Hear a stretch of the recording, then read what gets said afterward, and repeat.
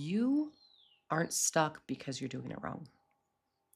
You're stuck because you are being loyal to a contract that is literally killing your spirit. And the worst part of this is that you're the one who keeps signing it every morning. Most people think that soul contracts are something mystical, something fixed, something that was written in stone before you were born. And they're not. What if the thing that is constricting your life isn't karma, but it is a contract that you have outgrown? What if you are not blocked?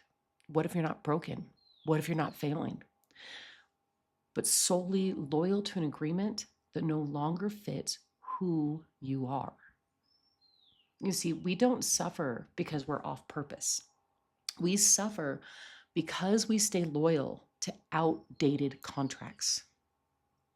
Let that sink in. Because if this is true, then the work isn't about fixing yourself.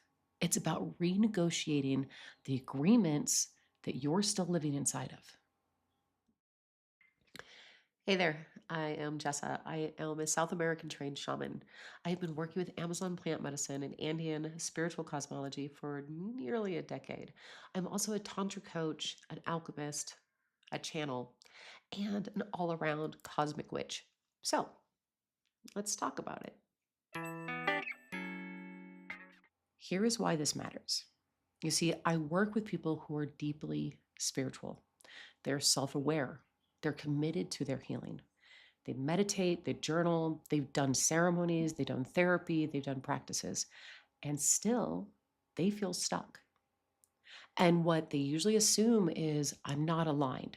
I am missing something. I must be doing it wrong. But what I see again and again is not failure, it's contraction. People working endlessly on healing without ever questioning the contracts that they are living under. No one, and I mean no one, teaches us how contracts form. No one teaches us how to recognize when they have expired. And no one teaches us how to consciously release them without blowing up our lives. I have spent years studying Andean shamanism and tribal shamanism from the Amazon and from North America.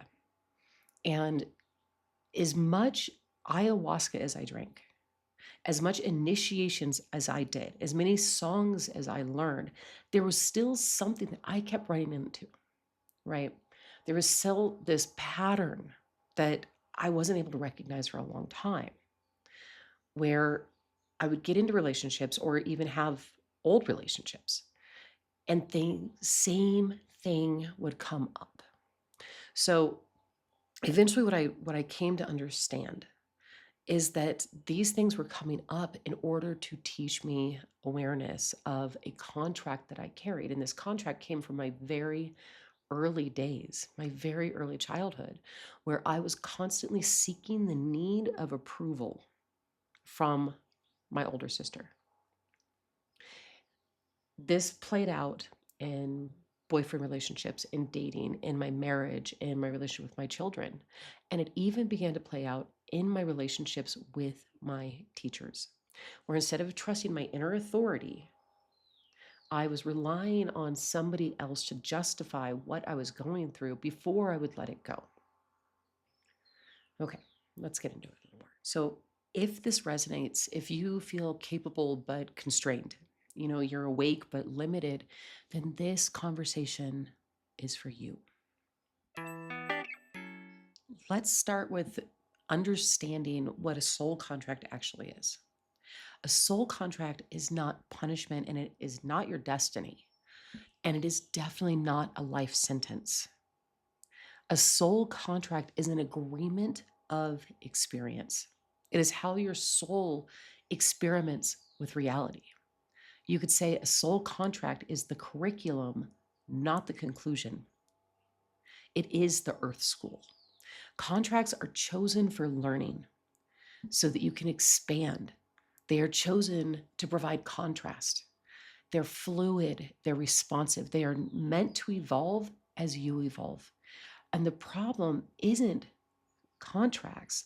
The problem is when we forget that we have the right as sovereign and autonomous beings to renegotiate. This is exactly what a shaman does. They are a negotiator for what you have agreed to make possible in this lifetime. This is where Dharma comes in. Dharma is not your job. It is not your role. It is not what looks responsible on paper. Dharma is the audacious dream. It's the life your soul believed was possible, the dream your soul believed was possible to exist within this lifetime. It's the truth your soul said yes to before you took form. Dharma isn't practical, it's alive. It's the thing that keeps tapping on you even when it doesn't make sense, even when it scares you, even when it disrupts the life that you have built in order to survive. Years ago, when I worked at a very large Christian church, this is something I remember very specifically that was taught on a Sunday morning, is that if you want to know what your soul's purpose is, look to your past because you've always been doing it.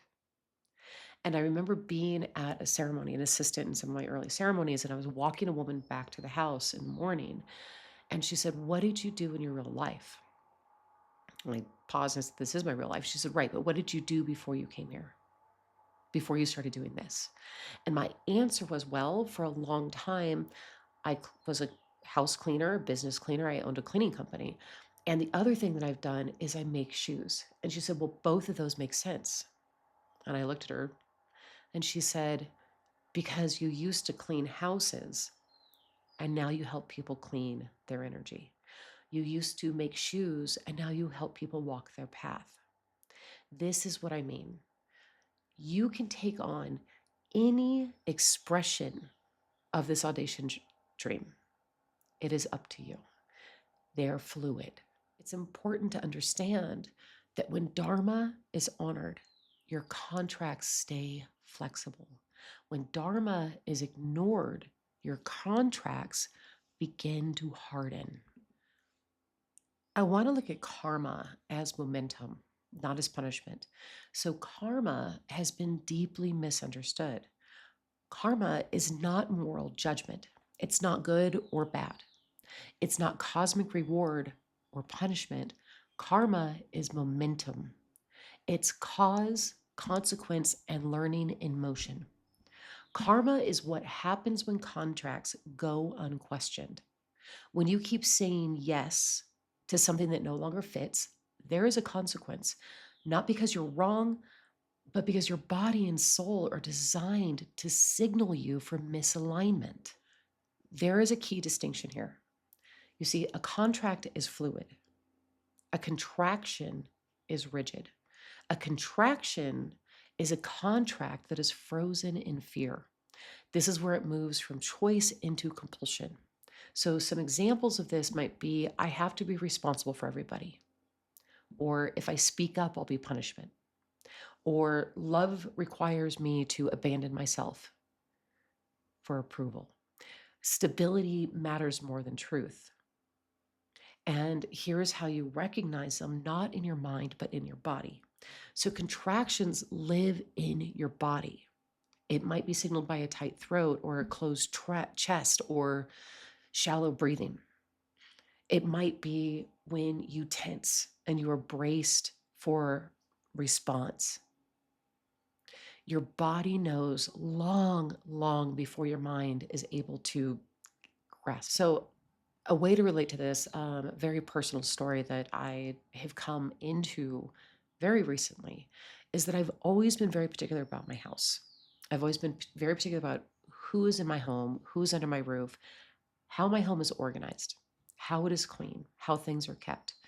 I always judged this or thought of this as a way to respect what has been gifted me through spirit and through my own accomplishments. What it really is and what it really boils down to is that as a child, I was not safe in my environment. As a married adult, I was not safe in my environment. And for me, home has become something sacred. In order for me to feel that sacredness, I need to understand and know where things are. This allows me to regulate, it allows me to stay safe. What I didn't realize is that my upset about things being disorderly, about things being out of place, was really coming from a place of not feeling safe. And what this feels like is it feels like a slow boiling irritation where I can feel the tightness in my hips. I can feel the tightness in my throat because I don't want to disrupt those around me and make them feel uncomfortable in the home that I consider sacred. One of the questions I get asked all the time when I start talking about contracts is, how do you identify if you are in a contraction? And here are three signs that you are in one. Repetition with suffering. Same patterns, different faces, same cost. Number two, loss of choice. When I choose turns into I have to. And number three is body constriction. When your body tightens when even the topic comes up. This is not intuition failing you. It is a sign of intelligent signaling from your body. So, how do contracts release? And this part is very important. And I've actually talked about this in some of my other videos. Contractions do not release through force. You cannot bulldoze them away. And you don't positive think your way out of them. And you don't override them with discipline. They only release through awareness. Identify and acknowledge. They release through safety, through knowing that you are safe internally. They release from choice, and they release from telling your truth. Truth dissolves what force cannot. The moment that you name a contraction without judgment, it begins to lose its grip on you, and it begins to lose its grip on your life. Let me leave you with this, that your Dharma doesn't require more effort. It requires less contraction. You don't need to become someone new. You need to release what isn't true to you. And your soul is not asking for punishment, it is asking for honesty. And the moment that you choose your truth over loyalty to outdated contracts, your life begins to breathe again.